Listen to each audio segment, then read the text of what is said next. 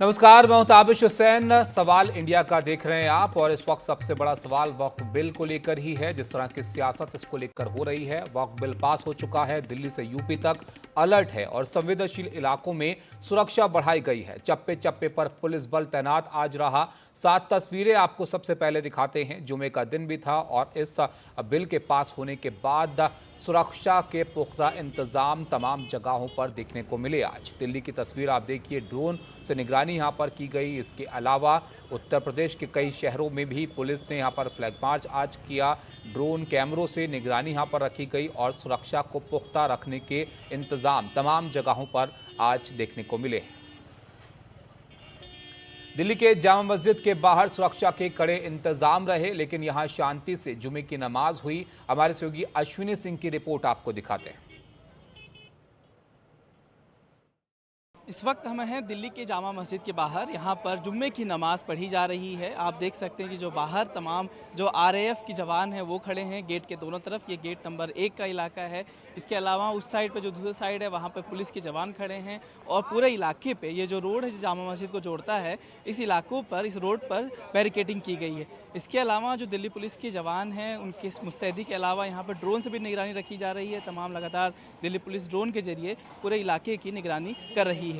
जो आरएएफ के जवान हैं उनको इसलिए लगाया गया है ताकि किसी भी तरीके की कोई भी अप्रिय घटना ना घटे। इससे पहले यहाँ पर सिक्योरिटी को मजबूत किया गया है। ये देखिए, जुम्मे की नमाज़ पढ़ने के बाद तमाम जो नमाजी हैं, जो लोग हैं, वो अब जो जामा मस्जिद है उससे बाहर निकल रहे हैं। जुम्मे की नमाज़ हो चुकी है। ये काफ़ी महत्वपूर्ण नमाज़ था क्योंकि माना ये जा रहा था कि जो वक्फ बिल कल पास हुआ है उसके बाद ये पहले जुम्मे की नमाज़ है। इसकी वजह से काफ़ी संवेदनशील इलाकों में जो है दिल्ली पुलिस ने अपनी जो मुस्तैदी वो बढ़ा दी थी ताकि किसी भी तरह की कोई घटना ना घटे। इसको लेकर आरएएफ के जवानों के अलावा सोशल मीडिया पोस्ट पर निगरानी रखी जा रही थी। इसके अलावा ड्रोन के ज़रिए भी नज़र रखी जा रही पूरे दिल्ली के कई इलाकों में। साथ ही साथ दिल्ली पुलिस और जवान जो है सुरक्षाकर्मी वो फ्लैग मार्च भी कर रहे हैं। हालांकि सुबह से यहाँ पर तमाम जो सिक्योरिटी इंतज़ाम किए गए थे किसी भी तरह की घटना ना घटे उसको लेकर। तो अभी जो है नमाज़ पूरी हो चुकी है। शांति प्रिय तरीके से पूरी ये नमाज की प्रक्रिया हुई। तमाम महिलाएं, बच्चे, जो बुज़ुर्ग हैं वो नमाज़ पढ़ने गए थे। अब नमाज ऐसे ही ख़त्म हुई है, वो तमाम लोग अब बाहर आए हैं। आइए कुछ लोगों से बात करने की भी कोशिश करते हैं कि जो नमाज़ पढ़ के आए हैं क्या सोचते हैं, क्या जो इस तरह की बातचीत चल रही थी। आपका नाम क्या है? मेरा नाम इब्राहिम है। इब्राहिम जी, नमाज़ पढ़ने गए थे आप अभी? जी जी। कहा जा रहा था कि आज पहली जुम्मे की नमाज है वक्फ बिल के बाद। क्या कुछ ऐसा टेंशन था? क्या यहाँ लगा आपको भीड़ ज़्यादा थी? आपको क्या लगा यहाँ पे? नहीं कोई भीड़ नहीं, कोई नहीं, सब सही है। सब सब अच्छा, बढ़िया।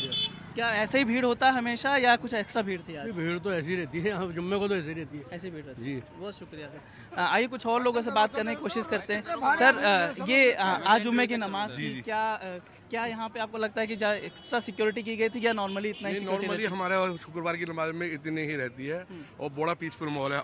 हमारा जैसे आप देख रहे हो, हम लोग ज़्यादा इधर उधर की बातों पर ध्यान नहीं देते।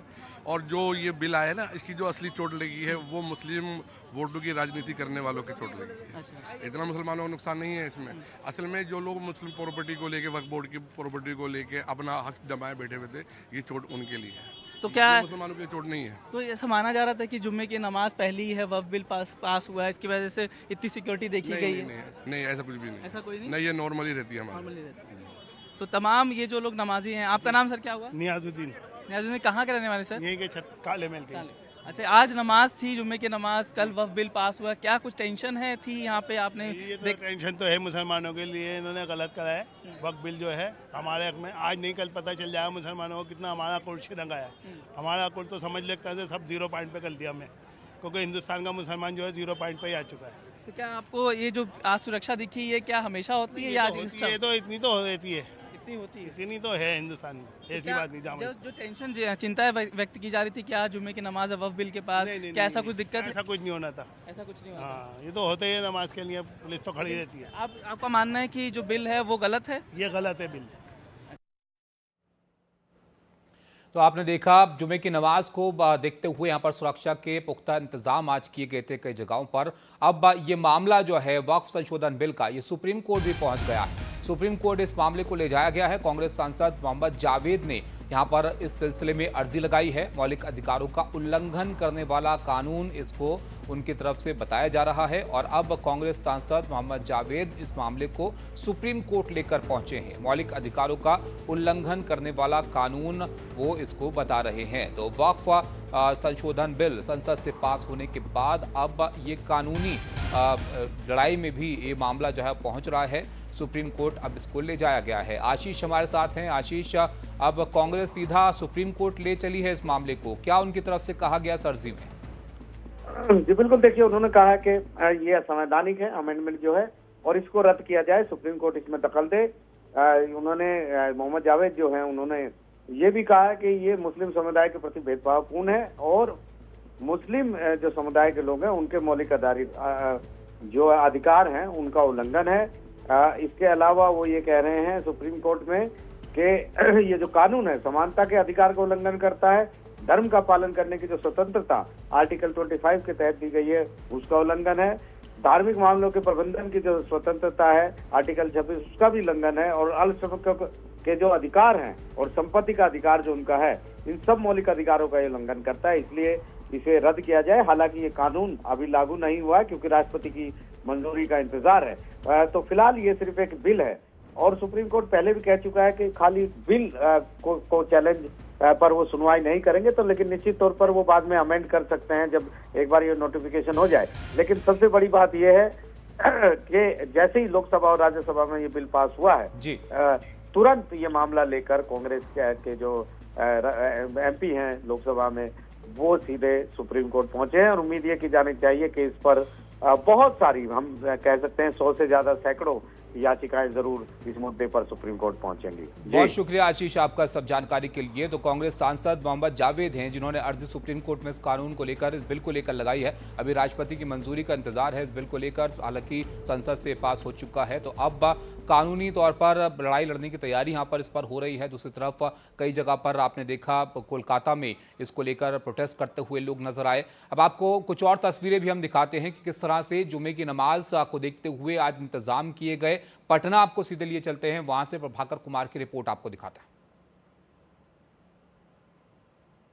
वक्फ अमेंडमेंट बिल के बाद जिस तरह से पूरे देश में मुस्लिम संस्थाओं का जो है प्रोटेस्ट दिखा है और उसके बाद आज जुम्मे की पहली नमाज थी, तो कल उसको लेकर स्टेट पुलिस ने, बिहार पुलिस ने एक अलर्ट जारी किया था जिसमें कि जहां पर भी नमाज अदा की जाएगी वहां सुरक्षा की विशेष व्यवस्था होगी। ये पटना का कोतवाली इलाका है और आप पीछे देख सकते हैं जुम्मे की नमाज पढ़ी जा रही है। जहाँ तक सिक्योरिटी की बात है, हमें सिक्योरिटी कुछ भी ऐसा ग्राउंड पे नहीं दिख रहा है, लेकिन किसी तरह की कोई चिंता या हंगामे की भी कोई स्थिति नहीं है। लोग शांतिपूर्ण यहाँ पर नमाज पढ़ रहे हैं। ये पटना का कोतवाली इलाका है, बगल में कोतवाली थाना है, तो शायद इस कारण से भी यहाँ पर जो है सरकार सोचती होगी कि सिक्योरिटी की विशेष ज़रूरत नहीं है, क्योंकि ठीक सटा हुआ जो है यहाँ बगल में थाना है और ये कोतवाली थाने का ही एक कैंपस बोल सकते हैं। लेकिन पूरे बिहार में आज चौकसी का निर्देश दिया गया था बिहार पुलिस की तरफ से, क्योंकि आज जुम्मे की पहली नमाज थी और लोग जमा होते बड़ी संख्या में और किस तरह से प्रोटेस्ट दिख रहा था वक्फ बोर्ड बिल के ऊपर में। तो सरकार को ये डर था कि कहीं जब लोग जमा हों बड़ी संख्या में तो किसी तरह की हंगामे की स्थिति न हो, इसलिए सभी ज़िले में सभी एसपीज़ को और सभी थानों को अलर्ट किया गया था कि वो अपने अपने इलाकों में चौकसी रखें। पटना से जो आपको हम तस्वीर दिखा रहे हैं वो देखिए शांतिपूर्ण है और किसी भी तरह की कोई हंगामे की स्थिति नहीं है। शांतिपूर्ण तरीके से नमाज पढ़ा जा रहा है और लगभग बाकी जगहों से भी जो हमारे पास खबर आ रही है उसमें भी कहीं भी किसी तरह की कोई भी घटना की खबर नहीं है। पटना से प्रभाकर कुमार, NDTV। तो आपने देखा पटना में किस तरह के इंतजाम रहे। उधर संभल की बात करें तो वहां पर भी कड़ी सुरक्षा के बीच आज जुमे की नमाज हुई। संभल में सुरक्षा के कड़े इंतजाम किए गए और संभल में नमाज के बाद कुछ लोगों से बात की हमारे सहयोगी शुभांग ठाकुर ने, वो बातचीत भी आपको दिखाता है। ये जो वक्फ का बिल है ये फिलहाल दोनों हाउसेस में पास हो गया है, इसको आप किस तरीके से देख रहे हैं? देखिए, हमारी नाराज़गी थी ये बिल पास ना हो। हमने अपना विरोध भी जताया और विरोध भी हमने कानून के दायरे में जताया। हमने ऐसी कोई बात विरोध में नहीं करी जो हमारे मुल्क में जो है अशांति फैले, और हम नहीं चाहते कि ऐसा हो। अब ये फ़िलहाल हम विरोध की बात, अगर ये संविधान के तहत अगर ये बिल पास हुआ है तो ठीक है, वो संविधान से हट के अगर ये बिल पास हुआ तो हम कानून के दायरे में रह के हम इसका जो है सुप्रीम कोर्ट में जो है याचिका दायर करेंगे। इस बिल में किन खामियों को आप देखते हैं, किन वजहों से जो मुस्लिम पक्ष है वो नाराज़ है इस बिल से? देखिए, मुस्लिम पक्ष इस बात से नाराज़ है कि जो मुसलमानों का है वह बोर्ड हमारे पुरखे जो हमारे हवाले ज़मीन जायदाद कर गए हैं, अब उसका इंटरफेयर किसी और पक्ष में जाए। हम ही चाहते हैं कि मुसलमान के ही हाथों में रहे, भले ही सरकार की देख रेख में रहे, लेकिन मुसलमानों के ही हाथों में रहे और उसकी देखभाल से मुसलमान ही करें। जैसा होता चला जाए वैसे ही होता रहे। कुछ ऐसी प्रॉपर्टीज़ है जिनमें डिस्प्यूट है वक्फ की, तो उनको लेकर के अब कहा गया है कि जैसे ज़िला कलेक्टर है वो उस पर जांच करे। ये आपको ठीक लगता है? नहीं, ठीक है, उसमें कोई बात नहीं। देखिए, अगर जो प्रॉपर्टी लोगों ने दाब रखी है, जो ऐसे लोग हैं जो वक्फ की संपत्ति उन्होंने दाब रखी है, तो उसके लिए अगर जांच हो, उनके खिलाफ कानूनी कार्रवाई भी हो, तो हम इसके फेवर में हैं। कोई दिक्कत की बात नहीं। अगर मैं ही हूँ, अगर मेरे पास कोई वक्फ की प्रॉपर्टी किसी ने मैंने दाब रखी है, तो मैं समझता हूँ कि मुझे कोई हक नहीं बनता। जिसका जो हक है उसे मिलना चाहिए। आप समर्थन में नहीं है, क्या कारण है आपके समर्थन में? कारण यह है कि मुसलमान गरीबों के लिए औलाद लोग अपनी प्रॉपर्टियों को वक्फ करते हैं और गवर्नमेंट ज़बरदस्ती अपना कोई तसल्लुत कर दे, उसका विरोध करते हैं। लेकिन देखिए, सरकार का ये मानना है कि कई ऐसी प्रॉपर्टीज़ है जिन पर डिस्प्यूट है, जिनके बारे में पता नहीं है कि वो सरकारी है, लेकिन उसको कहा जाता है कि वो वक्फ की है। इसको लेकर के ऐसा बना, वो तो नाजायज़ तौर पर इन्वॉल्व हो रही गवर्नमेंट, लेकिन वो जो अपनी प्रॉपर्टी है, हम दूसरे की प्रॉपर्टी में हाथ नहीं डालते, बिल्कुल पसंद नहीं करते। सरकार का कहना है कि कुछ ऐसी वक्फ की प्रॉपर्टीज़ को लेकर डिस्प्यूट था, तो उसको लेकर के अब बोर्ड में 2 नॉन मुस्लिम्स को रखा जाएगा, चाहे वो राज्य हो चाहे सेंट्रल हो, और फिर उसके बाद तय किया जा सकता है। और साथ ही साथ जो ज़िला अधिकारी होंगे, कलेक्टर होंगे, उनको निर्णय दिया जाएगा कि वो तय कर सके कि आखिरकार ये वक्फ की ज़मीन है या नहीं है। पेपर वेपर अगर उनके हो पूरे तो उसको हाँ, तो ये तो बढ़िया बात है, उसको देखा जाए वक्फ का है कि नहीं है पेपर। फर्जीवाड़े से लोग घेरे पड़े हैं, चाटे पड़े हैं, उनसे मुफ्ती मिलनी चाहिए। कहीं ना कहीं पहले ऐसा था कि कोई परिवार का एक शख्स अगर बोलता था कि ये प्रॉपर्टी वक्फ कर दी गई है तो वो हो जाती थी, लेकिन अब जो इस नए बिल में है, लोग उसके मालिक हैं, उन सबके राय होनी चाहिए। वो महिलाएं हो, कोई अगर मेरे घर में 5 भाई हैं तो मेरे अब्बा जो है, मेरा एक भाई कोई सा कर सकता है, 5 की अनुमति होनी चाहिए।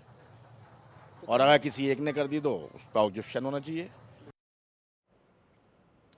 तो ये आपने देखी प्रतिक्रिया। यहाँ पर आपको उत्तर प्रदेश की राजधानी लखनऊ भी लिए चलते हैं, जहाँ पर इस वक्त सुरक्षा के कड़े इंतजाम हैं। लखनऊ में पुलिस फ्लैग मार्च निकाल रही है। हमारे सहयोगी रणवीर सिंह की रिपोर्ट आप देखिए। जुमे का दिन है और वक्फ बिल को लेकर के जिस तरह से उत्तर प्रदेश में अलर्ट की स्थिति है, उसको देखते हुए पूरे राज्य में पुलिस ने सख्ती बढ़ा दी है। मैं राजधानी लखनऊ में हूँ और लखनऊ में भी पुलिस लगातार गश्त कर रही है, लोगों से शांति बनाए रखने की अपील कर रही है। ये हजरतगंज इलाका है और यहाँ की तस्वीरें आप देखिए कि कैसे जो पुलिस के जवान हैं, वो जवान यहाँ पर एक बड़ा फ्लैग मार्च कर रहे हैं, जिसमें कोशिश ये है कि लोग शांति व्यवस्था बनाए रखने, और न सिर्फ हजरतगंज बल्कि लखनऊ का जो पुराना लखनऊ इलाका है, वहाँ भी इस तरह से पुलिस और पैरामिलिट्री लगातार फ्लैग मार्च कर रही है, शांति बनाए रखने की अपील कर रही है। जुमे की नमाज़ होनी है और इस जुमे की नमाज़ को देखते हुए कोई भी गड़बड़ी ना हो, इसको लेकर के अलर्ट है। सोशल मीडिया पर नज़र रखी जा रही है और साथ ही जो तकरीरें होती हैं जुमे की नमाज़ के बाद, उस तकरीरों में किसी तरह का कोई भड़काऊ बयानबाजी ना हो, इसकी भी जो है कोशिश पुलिस कर रही है, इसकी निगरानी कर रही है। एलआईयू को अलर्ट किया गया है। तो ऐसे में लगातार जो है इस तरह से फ्लैग मार्च करके जो यूपी पुलिस है वो कोशिश ये कर रही है कि शांति व्यवस्था बनी रहे, और शांति व्यवस्था जो बनी रहे उसको देखते हुए पुलिस, पैरामिलिट्री और एलआईयू ये सब अलर्ट की स्थिति में है, ताकि जो शुक्रवार का दिन है इसमें लोग मस्जिदों में जाएंगे, ईदगाहों में जाएंगे, नमाज़ें पढ़ेंगे, भीड़भाड़ होगी, और इस भीड़भाड़ की आड़ में कोई असामाजिक तत्व गड़बड़ी ना कर सके, ये सुनिश्चित करने के लिए ये सारी कवायद की जा रही है। लखनऊ से अपने सहयोगी विवेक शाही और कैमरा पर्सन वीरेंद्र सैनी के साथ रणवीर, एनडीटीवी इंडिया। अब आपको प्रयागराज का हाल भी दिखाते हैं। वहां भी सुरक्षा के कड़े इंतजाम किए गए। प्रयागराज में हमारे सहयोगी दीपक गंभीर की रिपोर्ट आप देखिए। वक्फ संशोधन बिल के बाद देखिए किस तरीके से जब संसद में पास हुआ, उसके बाद देखिए तमाम यूपी में अलर्टनेस देखने को मिल रही है। ये प्रयागराज है, आप देखिए प्रयागराज के तमाम पुराने इलाकों में और संवेदनशील जो इलाके हैं, यहाँ पे एक भारी फ्लैग मार्च देखने को मिल रहा है। अधिकारी खुद ग्राउंड जीरो पर हैं और ये कहा जा सकता है कि संवेदनशील इलाकों के अलावा जो भी मस्जिदों के पास के जो इलाके हैं उसमें पूरी तरीके से फ्लैग मार्च किया जा रहा है। रैपिड एक्शन फोर्स के साथ साथ भारी पुलिस बल जो है सड़कों पर उतर चुका है। और आप देखिए कि पूरी कंपनी जो है रैपिड एक्शन फोर्स की, ये जो है करीब 10 किलोमीटर से ज्यादा जो है ये फ्लैग मार्च कर रही है। और ये माना जा सकता है कि वक्फ संशोधन बिल के बाद जिस तरीके की एहतियातन सतर्कता देखने को मिल रही है पूरे यूपी में, प्रयागराज में भी ऐसी जो है अलर्टनेस देखने को मिल रही है। और लगातार आज जुमे की नमाज को देखते हुए ये अलर्टनेस खास तौर से बहुत ज्यादा है। प्रयागराज से दीपक अमीर, एनडीटीवी इंडिया के लिए। तो आपने देखा ये अलग अलग शहरों का सूरत हाल आज का रहा, जहां पर सुरक्षा के कड़े इंतजाम रहे क्योंकि जुमे की नमाज भी थी और कई जगह पर ऐतराज लोगों ने जाहिर किया इस बिल को लेकर। उधर वाराणसी में ज्ञानवापी मस्जिद के बाहर भी सुरक्षा के कड़े इंतजाम आज रहे। भारी संख्या में पुलिस बल को यहां पर तैनात रखा गया। वाराणसी से हमारे सहयोगी पीयूष आचार्य की रिपोर्ट आपको दिखाते हैं। वक्फ संशोधन बिल पास होने के बाद ये पहला जुम्मा है और आज इस समय हम ज्ञानवापी मस्जिद, बनारस की जो ज्ञानवापी मस्जिद है जिसको शाही मस्जिद कहते हैं, वहीं खड़े हैं। और ये काफ़ी संवेदनशील मस्जिद है। यहाँ पर बड़ी संख्या में नमाजी नमाज पढ़ने आते हैं। इसलिए देखिए पुलिस की सुरक्षा व्यवस्था काफ़ी कड़ी है। यहाँ पर दर्जनों की संख्या में पुलिस के जवान और पुलिस के अधिकारी यहाँ पर खड़े हैं, क्योंकि यहीं से, यही इंट्रेंस है, यहीं से बाएं काशी विश्वनाथ मंदिर में लोग दर्शन करने जाते हैं तो दाहिने ज्ञानवापी मस्जिद में जाते हैं। तो इस समय बिल्कुल सुरक्षा व्यवस्था प्रशासन ने कड़ी कर दी है। यहाँ पर पुलिस के कर्मी हैं तो अंदर कमांडो हैं, तो दर्जनों की संख्या में जो पुलिस लगी हुई है। यहाँ पर पुलिस कोई भी चूक करना नहीं चाहती, क्योंकि ये काफ़ी संवेदनशील मस्जिद है, क्योंकि बगल में मंदिर और मस्जिद है। यहाँ पर देखिए एक एक करके नमाजी धीरे धीरे जा रहे हैं, क्योंकि अब 15-20 मिनट बाद ही जुमे की नमाज है और किसी भी तरह की कोई अप्रिय घटना ना हो, कोई असामाजिक तत्व कोई भ्रम न फैला सके, इसलिए यहाँ पर पुलिस की कड़ी सुरक्षा व्यवस्था कर दी गई है। अंदर जांच हो रही है, जांच के बाद ही किसी को भी जाने दिया जा रहा है, चाहे वो काशी विश्वनाथ मंदिर में हो दर्शन करने जाए, चाहे नमाज पढ़ने जाए ज्ञानवापी मस्जिद में। ज्ञानवापी मस्जिद जो काफ़ी संवेदनशील मस्जिद है, क्योंकि इसको लेकर काफ़ी विवाद भी है, इसीलिए पुलिस अपनी तरफ से कोई भी ढील देने के मूड में नहीं है। सुरक्षा व्यवस्था अत्यंत कड़ी कर दी गई है। देखिए यहाँ भी सुरक्षा व्यवस्था लगी हुई है, पुलिस के जवान बिल्कुल तैनात हैं, किसी भी तरह की ढील लेने के पक्ष में नहीं है। इसलिए जुमे की नमाज को देखते हुए वाराणसी के प्रशासन ने चुस्त दुरुस्त व्यवस्था कर दी है कि किसी भी तरह की कोई अप्रिय घटना न हो। यहाँ देख सकते हैं दर्जनों की संख्या में पुलिसकर्मी लगे हुए हैं। प्रवेश मार्ग गेट संख्या 4 पर यहाँ पर नमाजी जाते हैं, दाहिने और बाएं विश्वनाथ मंदिर दर्शन करने के लोग जाते हैं। यहाँ पुलिसकर्मियों की ज़बरदस्त तैनाती कर दी गई है और जहाँ मस्जिद के गेट है वहाँ पर कमांडो हैं। वहाँ तक कैमरा नहीं जाता है, इसलिए हम आपको दिखा नहीं पा रहे हैं, लेकिन ये विश्वनाथ मंदिर और ज्ञानवापी मस्जिद के गेट पर देखिए नमाजी धीरे धीरे जा रहे हैं। सबके अंदर जाँच हो रही है, जाँच के बाद ही सबको प्रवेश दिया जा रहा है। तो इतनी सुरक्षा व्यवस्था देखते हुए अब लगता नहीं है कि किसी भी तरह की कोई अप्रिय घटना यहाँ हो सकती है। कैमरा पर्सन पुरुषोत्तम चतुर्वेदी के साथ पीयूष आचार्य, एनडीटीवी इंडिया। तो ये अलग अलग शहरों के इंतजाम हम आपको दिखा रहे हैं, किस तरह से आज दिन भर अलग अलग शहरों में सुरक्षा को पुख्ता रखा गया। वहीं यूपी के मुजफ्फरनगर में भी पुलिस ने फ्लैग मार्च निकाला और यहां भी संवेदनशील इलाकों में सुरक्षा के खास इंतजाम किए गए। प्रशासन ने लोगों से शांति बनाए रखने की अपील भी यहां पर की। मुजफ्फरनगर से हमारे सहयोगी मोनू सिंह की रिपोर्ट अब आप देखिए। लोकसभा और राज्यसभा में बिल पास होने के बाद लगातार मुजफ्फरनगर पुलिस सड़कों पर लगातार फ्लैग मार्च किया जा रहा है। जो संवेदनशील इलाके हैं उन पर लगातार फ्लैग मार्च किया जा रहा है। हमारे साथ बात करने के लिए एसपी सिटी साहब हैं, उनसे बात करते हैं। सर, किस तरह की सुरक्षा व्यवस्था है मुजफ्फरनगर में? मुजफ्फरनगर जनपद में सेक्टर स्कीम लागू की गई है और उसके अतिरिक्त जितना भी पुलिस बल है प्लस हमें पीएससी का कंपोनेंट मिला हुआ है, सभी को फील्ड में रहने के निर्देश प्राप्त हुए हैं और उसी क्रम में लगातार फ्लैग मार्च किए जा रहे हैं और सोशल मीडिया पर निगरानी रखी जा रही है। धर्मगुरुओं से हम लगातार वार्ता कर रहे हैं और पूरी तरह से जनपद में सुरक्षा व्यवस्था और शांति व्यवस्था कायम है। सर, जिस तरह से वह बिल पास हुआ उसके बाद अगर कोई धरना प्रदर्शन हो कुछ भी इस तरह करता है तो उसके खिलाफ किस तरह की कार्रवाई पुलिस प्रशासन के द्वारा की जाएगी? जो भी अगर कोई इलीगल एक्ट करता है तो उसके खिलाफ जो वैधानिक कार्रवाई है नियमानुसार वो की जाएगी। लेकिन अभी तक मैं बता दूं आपको, जनपद में पूरी तरह से शांति व्यवस्था कायम है और कहीं से भी कोई अनटोवर्ड इंसिडेंट की कोई अभी तक सूचना प्राप्त नहीं हुई है।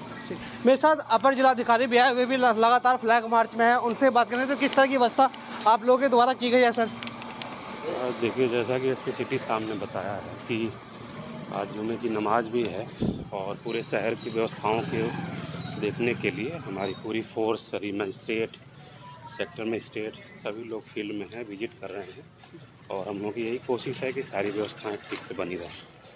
ठीक है, देखें मेरे पीछे दिखा दो कितनी फोर्स है जो लगाई गई है। लगातार फ्लैग मार्च किया जा रहा है। संवेदनशील इलाकों में भारी पुलिस बल मुजफ्फरनगर में तैनात की गई है। पूरी सुरक्षा व्यवस्था मुजफ्फरनगर प्रशासन के द्वारा की गई है। मुजफ्फरनगर से मोनू सिंह, NDTV इंडिया के लिए।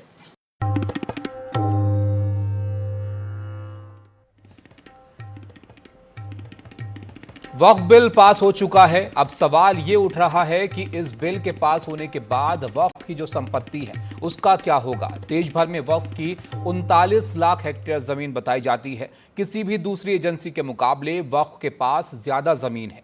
रेलवे और सेना के पास भी इससे कम जमीन है। ये वो जमीन है जो सेवा के नाम पर वक्फ को मिली है। सबसे ज्यादा जमीन यूपी में है। बिहार, दिल्ली, महाराष्ट्र में भी खासी जमीन है। लेकिन इन तमाम जगहों पर बहुत सी संपत्ति विवादों में घिरी है। कुछ संपत्ति सरकारी दस्तावेजों में दर्ज नहीं है तो कुछ दूसरों की दावेदारी कुछ जमीन पर दर्ज की जाती है। ऐसे में अब ये बड़ा सवाल हो गया है कि वक्फ की इस विवादित संपत्ति का क्या होगा। यूपी में मुख्यमंत्री कह चुके हैं कि अलग अलग जिलों में ऐसी संपत्ति, विवादित संपत्ति पर सरकार कार्रवाई करेगी। दूसरे राज्यों में भी यही प्रक्रिया होनी है। तो देखते हैं कि वक्फ की संपत्ति पर किस राज्य में क्या विवाद है।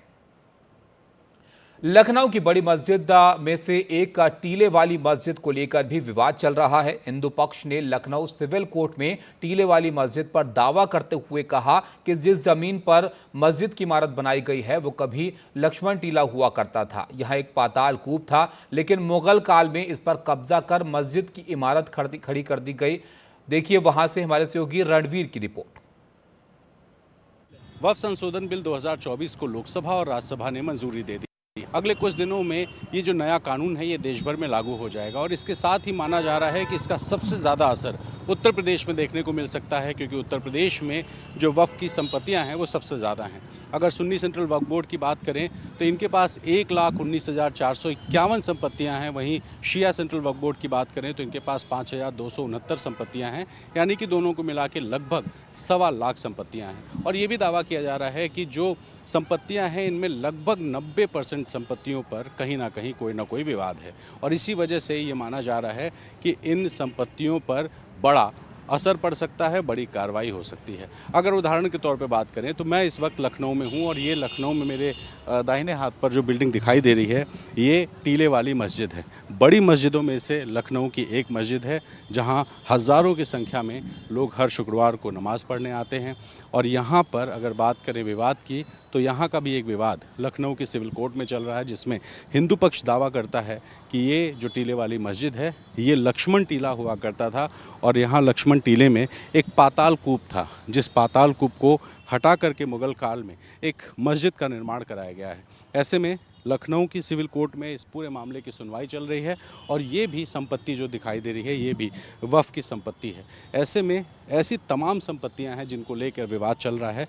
ये नहीं कह सकते कि टीले वाली मस्जिद पर कार्रवाई होगी, लेकिन जो विवादित संपत्तियां हैं ऐसी संभावना है कि ऐसी संपत्तियों पर कार्रवाई हो सकती है। और इस वजह से जो तमाम सारे ऐसे मुस्लिम समाज के लोग हैं जिनको वक्फ बिल से आपत्ति है वो ये इस बात को लेकर के खौफज़दा हैं कि कहीं ना कहीं उनकी संपत्तियों पर भी असर पड़ सकता है, क्योंकि जो वक्फ का संशोधित बिल है इसमें कई ऐसे प्रावधान हैं जिन प्रावधानों के तहत अब कैग रिपोर्ट बनाई जाएगी, यानी कि ऑडिटिंग होगी। इसके साथ ही जो ज़िलाधिकारी हैं उनका हस्तक्षेप बढ़ेगा, महिलाओं का प्रतिनिधित्व बढ़ेगा। तो ऐसी तमाम सारी बातें हैं और इसके बीच में जो डर है कई सारे बड़े ओहदेदार चेहरों का कि जो नया कानून है उसके लागू होने के बाद जो वक्फ की संपत्तियां हैं उन पर कार्रवाई हो सकती है। ऐसे में लखनऊ की टीले वाली मस्जिद हो या तमाम ऐसी संपत्तियां जो विवाद के घेरे में हैं, अगर इन संपत्तियों पे आने वाले दिनों में कार्रवाई होती है तो कोई हैरानी नहीं होगी।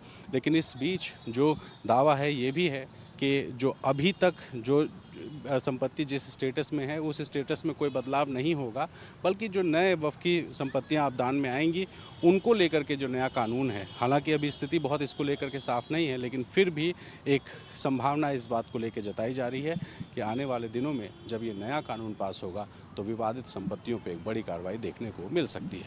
लखनऊ से कैमरा पर्सन वीरेंद्र सैनी के साथ रणवीर, NDTV इंडिया।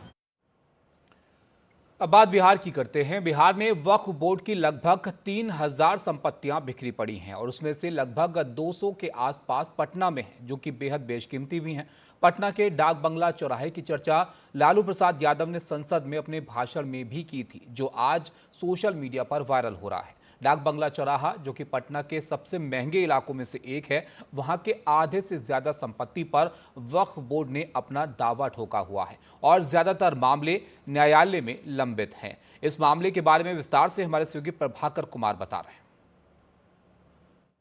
3000 से ऊपर संपत्तियां हैं बिहार में वक्फ बोर्ड की, सिया सुन्नी दोनों वक्फ बोर्ड को मिला के, और उस संपत्ति का अगर आप आकलन करें मूल्य के हिसाब से तो उसका मैं आपको अंदाज़ देता हूँ। मैं खड़ा हूँ पटना के डाक बंगला चौराहे पे।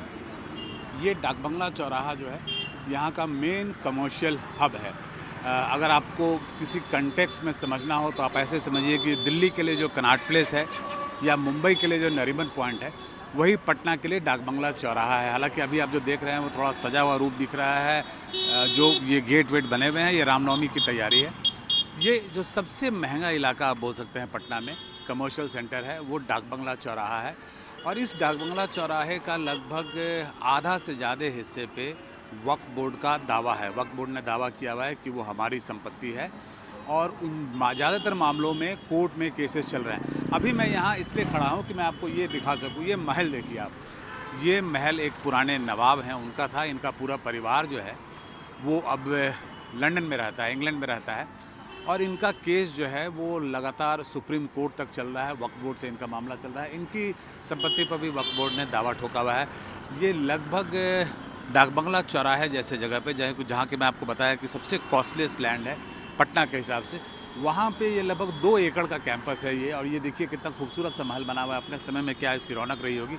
इस पूरे महल पे वक्फ बोर्ड ने दावा ठोका हुआ है। उसी तरीके से आप ये जितनी बिल्डिंग्स इधर आप देख रहे हैं, ये जो बिल्डिंग्स आपको, अगर मैं पीछे कैमरा को पैन करूं और इधर दिखाऊं, जो बिल्डिंग्स आपको दिख रही है, इन सारे बिल्डिंग्स पे भी वक्फ बोर्ड का दावा है। लगभग 50% से ज़्यादा, ऑलमोस्ट 60% के आसपास की जो यहाँ संपत्ति है, उस पर वक्फ बोर्ड ने दावा किया हुआ है। उसका कहना है कि ये नवाबों की संपत्ति थी और ये हमें दिया गया था। और ज़्यादातर जो लैंड ओनर्स हैं या जो अभी ऑक्यूपेंट्स हैं, वो केस लड़ रहे हैं। कोर्ट में केस है, किसी का हाई कोर्ट में केस है, किसी का सुप्रीम कोर्ट में केस है। और इसके मूल्य का आप जो अगर इसका मूल्य निकालेंगे, जो बाज़ार में मूल्य निकालेंगे, तो वो यहाँ पे जो प्रति स्क्वायर फीट होगा वो लाखों में जाएगा। मतलब बहुत महंगी ज़मीन है यहाँ पे। और उस हिसाब से आप जो वक्फ बोर्ड की पूरी संपत्ति है बिहार में, उसका आप आंकलन लगाइए। मैं केवल आपको पटना का आंकड़ा दे रहा हूँ। ऐसे लगभग 200 के आसपास संपत्तियाँ बिहार में बिखरी पड़ी हैं, पटना में बिखरी पड़ी हैं, सॉरी, बिहार में लगभग 3000 के आसपास है। और ज़्यादातर मामलों में, 90% मामलों में केस चल रहा है वक्फ बोर्ड के बीच में, और साथ में जो उसके ऑक्यूपेंट हैं, जो अभी प्रेजेंट जो उसमें वहाँ रह रहे हैं, जिनके पोजीशन में वो लैंड है, उस पर उनके साथ केस मुकदमा चल रहा है। और लगभग ज़्यादातर प्रॉपर्टीज़ जो हैं पूरे बिहार में उसकी यही स्थिति है। पटना से प्रभाकर कुमार, NDTV। दिल्ली के संसद भवन से चंद मिनटों की दूरी पर स्थित सुनहरी मस्जिद है। उद्योग भवन चौराहे के बीच में बनी इस मस्जिद को लेकर कई सालों से विवाद जारी है। इस जमीन पर वक्फ अपना और NDMC अपना हक बताते हैं। अब बिल के कानून का रूप लेने के बाद ऐसी और प्रॉपर्टीज पर सरकार अपना हक जमाएगी। दिल्ली में 127 के करीब ऐसी और प्रॉपर्टीज हैं जिस पर ASI के साथ विवाद है। आपको बता दें कि दिल्ली में 977 प्रॉपर्टीज दिल्ली वक्फ बोर्ड की हैं। भारत की संसद ने वक्फ बिल को पास कर दिया है। पहले लोकसभा और फिर राज्यसभा में लंबी बहस के बाद आखिरकार सरकार ने इस बिल को पास कर दिया और अब राष्ट्रपति का मोहर लगना इस पे बाकी है। आप मेरे पीछे जो देख रहे हैं, ये सफ़ेद मस्जिद, इसका नाम है सुनहरी मस्जिद। ये भारत की संसद से चंद मिनटों की दूरी पर यह स्थित है। बीच शहर में कहें या कहें कि बीच चौराहे पर यह मस्जिद है। ये उद्योग भवन चौराहा जिसको बोला जाता है। पीछे जो आप देख रहे हैं सरकारी इमारतें, वो उद्योग भवन की इमारत है। उसके पीछे वायुसेना का भवन है, जहाँ पे वायुसेना का ऑफिस है। और उसी जो चौराहा है, उसी चौराहे पर ये बीच में स्थित है सुनहरी मस्जिद। ये सुनहरी मस्जिद पर दावा किया जाता है, वक्फ बोर्ड दावा करता है कि ये ज़मीन उसकी है, और वहीं जो एनडीएमसी है वो दावा करता है कि ये ज़मीन उसकी है। इस ज़मीन को लेकर लगभग 100 सालों से विवाद चल रहा है। इस पे दोनों ही पक्ष अपना अपना दावा करते हैं कि ये ज़मीन उनकी है। जैसा कि वक्फ बिल में लिखा गया है कि जो भी ऐसी विवादास्पद ज़मीनें हैं जिस पर सरकार भी दावा करती है और वक्फ भी दावा करता है, उन संपत्तियों पर जो है वो सरकार का जो निर्णय होगा वो आखिर होगा। यानी कि जो बिल है वो पास होने के बाद कहीं ना कहीं जो ये संपत्ति है जिस पर वक्फ अभी तक दावा करता है वो सरकार के पक्ष में जाती हुई दिखाई देगी।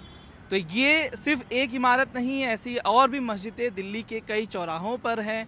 जिसी तरीके से आगे अगर जनपद की बात करें तो वहाँ पे भी वेस्टर्न कोर्ट मस्जिद के नाम से एक मस्जिद बनी हुई जो सड़क पे बनी हुई है, रोड पे बनी हुई है। उस मस्जिद को भी लेकर विवाद है कि वो मस्जिद जो है सरकार की है या वक्फ की। वक्फ अपनी ज़मीन बताता है, सरकार अपनी ज़मीन बताती है। दिल्ली में लगभग 977 वक्फ बोर्ड की ज़मीनें हैं, जिसमें 127 ऐसी प्रॉपर्टीज़ हैं जिस पर एएसआई अपना दावा करती है। यानी वक्फ बिल पास होने के बाद कहीं ना कहीं इन 127 जगहों पर जो वक्फ जिस पर दावा करता है कि वो प्रॉपर्टीज़ उसकी है, उस पर एएसआई का दावा हो जाएगा। और उसी तरीके से जो आप सुनहरी मस्जिद देख रहे हैं ये मेरे पीछे, उन जैसी इमारतों पर भी अब सरकार अपना दावा कर सकेगी। मैं अश्विनी कुमार सिंह, एनडीटीवी इंडिया के लिए। वक्फ संशोधन बिल संसद के दोनों सदनों में पास हो गया है। जहां सरकार ने इस बिल को मुस्लिमों के हित में बताया तो वहीं पर कांग्रेस बिल के खिलाफ कोर्ट जाने की तैयारी में है। अब हम आपको 8 मुस्लिम सांसदों को सुनवाने जा रहे हैं जिन्होंने बिल पर चर्चा के दौरान अपनी राय रखी। उनका क्या कहना था, उनके क्या तर्क थे, वो भी आप देखिए। सर, मुस्लिम समुदाय का विकास होगा इस नए वक्फ बिल से। यानी जैसे वक्फ बोर्ड जो है आज का, वो मुसलमानों के विकास में सबसे बड़ा अवरोध है, उसे ये समाप्त करने जा रहे हैं। मैं सर मुसलमानों के विकास में बस चिंता इनकी बता देता हूं। सर, एक प्री मैट्रिक स्कॉलरशिप होती थी, बंद हो गई। मौलाना आजाद फेलोशिप होती थी, बंद हो गई। National commission for minority educational institution NCMI जो अल्पसंख्यक संस्थानों को दर्जा दिया करता था अल्पसंख्यक का, वो आज तक 4 साल से डिफंक्ट पड़ा है। अगर वक्फ बोर्ड्स को आप सशक्त करना चाहते थे तो ऑफिसेस की बात होती, इंस्टीट्यूशनल सपोर्ट देने की बात होती, स्टाफ देने की बात होती, लेकिन उनकी स्वायत्तता छीने बिना, परंतु उनकी ऑटोनॉमी अबाधित रहने देते हुए अगर करते तो कोई बात थी। सर, ऑटोनॉमी छीन कर आप कर रहे हैं बात, तो इसकी कोई वैल्यू नहीं है। जमीनों का सबसे बड़ा एनक्रोचर कौन है ये मैं पूछती हूँ। सच्चर कमेटी की रिपोर्ट के अनुसार वक्फ बोर्ड का सबसे बड़ा एनक्रोचर स्टेट गवर्नमेंट स्वयं है सर, और आपने एनक्रोचर को ही फैसला करने का अधिकार दे दिया है। क्या इससे न्याय मिल जाएगा धार्मिक संस्थाओं को सर? उसमें क्या है सर? उसमें है कि किसी धर्म और मजहब को अपनी इंस्टीट्यूशन बनाने का इख्तियार है और अपने लोगों की खिदमत करने का इख्तियार है, उससे ज़्यादा है नहीं। अब जो इस बिल में तरह तरह की बातें हैं, वक्फ बोर्ड या वक्फ जो है वो किसी की ज़मीन खुद जाके नहीं हड़पता है, नहीं ले लेता कि ज़मीन तुम्हारा हम ले लिया, जब तक उसकी विलिंगनेस नहीं होती है। ऐसा लगता है कि वक्फ ने पूरे हिंदुस्तान में बहुत सारे ज़मीन को हड़प लिया है और ये लोग छुड़ाने के चक्कर में है। ऐसा कुछ नहीं है सर। संविधान का आर्टिकल 14 हो, 29 हो, 30 हो, चीख चीख कर कहता है कि देश में सब बराबर के हकदार हैं। आर्टिकल 26 कहता है कि सबको अपने अपने मजहबी कामों के लिए मंदिर, मस्जिद, गिरजाघर, गुरुद्वारों का निर्माण करने का हक है और उसका रखरखाव का भी हक है। लेकिन डॉक्टर बाबा साहब अंबेडकर के संविधान को हर दिन कुचलने वाली ये सरकार देश के मुसलमानों से नफरत में इतनी अंधी हो गई है कि खुलेआम देश की संसद में देश सरकार के माइनॉरिटी मिनिस्टर साहब और होम मिनिस्टर साहब झूठ बोलते हैं और देश को गुमराह करते हैं। आज हमारे ऐवान के सामने जो वक्फ तरमीम बिल पेश किया गया है, ये न सिर्फ हमारे बुनियादी हुकूक की खिलाफ वर्जी है बल्कि राइट टू इक्वलिटी के भी साफ खिलाफ है। इसको सदर मोहतरम मुल्क की दूसरी मेजोरिटी कभी कबूल नहीं करेगी। सदर मोहतरम, इस बिल में सबसे पहली तरमीमी वक्फ एक्ट के नाम तब्दील करने की है। मैं कहता हूं नाम बदलना तो एक मामूली बात है, क्योंकि असल में जो तब्दीलियां की जा रही हैं उनका वक्फ के बुनियादी उसूलों और फिक़ही कवाइद से दूर दूर तक कोई वास्ता नहीं है। मुझे अफसोस है सर कि ये सरकार वो जमीन हमसे कब्जा लेना चाहती है, और अफसोस की बात यह है कि आज जेडीयू, टीडीपी, एलजेपी ऐसे पार्टी उनका साथ दे रही है।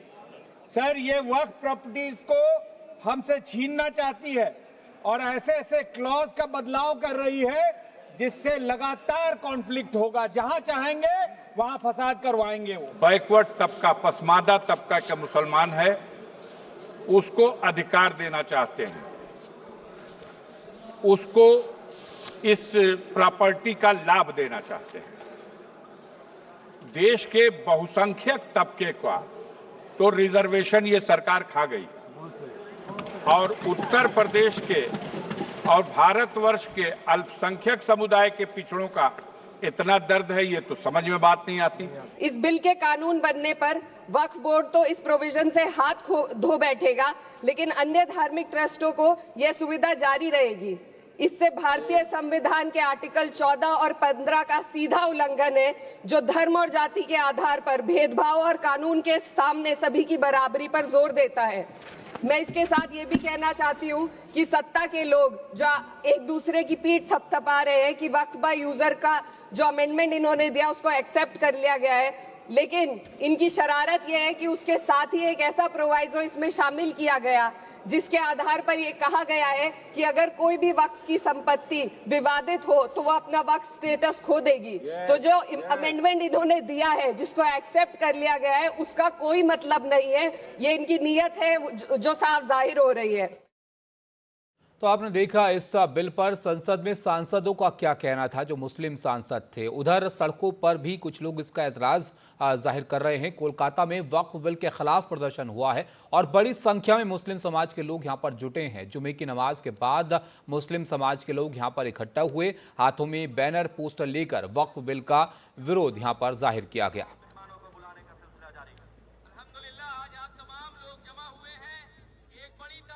सर, आपका क्या क्या डिमांड है ये वक्फ बिल के अमेंडमेंट? वक्फ बिल अमेंडमेंट इसको वापस लेना पड़ेगा। क्यों क्या क्या है? हमारा जो भी एक ज़माने से एक तारीखी हमारा जो भी वक्फ किया जाता है लोगों का, जो हमारा अंडर में आता है, ठीक है, उसको इस तरह से ये लोग अंडर में लेके उसके बाद हमारा ज़मीन, कब्रस्तान, मस्जिद, मसाजिद उसको गवर्नमेंट के अंडर लिया जा रहा है। ये गलत है। हमारा चीज़ हमारे पास रहेगा, उसको हम लोग देखेंगे। हम लोग को रहेगा, वो बोलेगा कि हमारा है, तो हम लोग क्या करेंगे? हम लोग जब क्या करेंगे? वो जमीन जब हमारा रहेगा, जो वर्क कोड जो हम लोग को पहले से कब्रस्तान हुआ, मस्जिद हुआ, जो हम लोग का है, वो हम लोग का कल गवर्नमेंट अपना अंडरटेकिंग में ले लेंगे तो वो हमारा रहेगा, तो फिर हम लोग क्या करेंगे? आप एक बात बताएं हमें, मुस्लिम पर्सनल लॉ बोर्ड और वक्फ अमेंडमेंट एक्ट को जिस तरह डिस्ट्रॉय करने का ये लोग मिजाज बना रहे हैं, आज एक बात इस मंच से और लोगों को बताना यही चाहते हैं कि बताइए, मुस्लिम पर्सनल लॉ बोर्ड और वक्फ अमेंडमेंट एक्ट, इनको कौन अधिकार दिया? ये कहाँ का इंसाफ है? आप कह रहे हैं कि 298 हमारे साथ हैं, तो जिसके वजह से आज हम वक्फ अमेंडमेंट एक्ट लागू कर रहे हैं। तो कल एक मिनट जय चुप रहो। मेरा कहने का मतलब है, कल 298 आएंगे तो चांद और सितारा से भी आप वोट दिलवा लीजिएगा।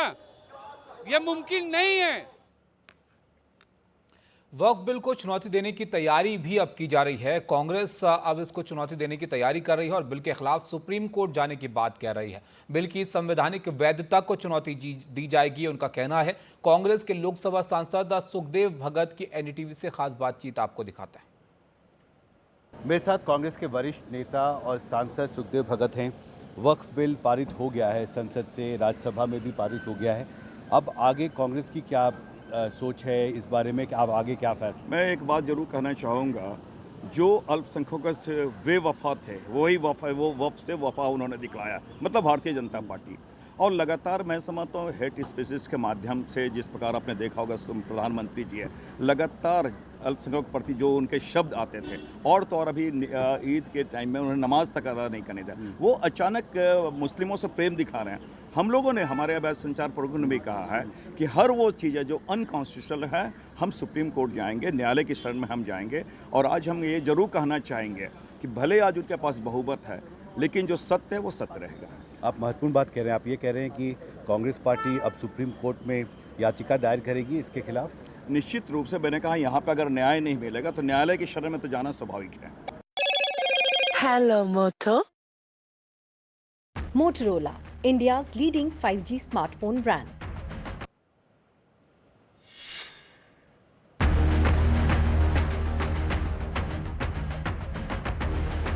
खबरों में आगे देखिए, वक्फ बिल के खिलाफ सड़कों पर हुआ प्रदर्शन। कोलकाता में मुस्लिम समाज के लोग उतरे सड़कों पर।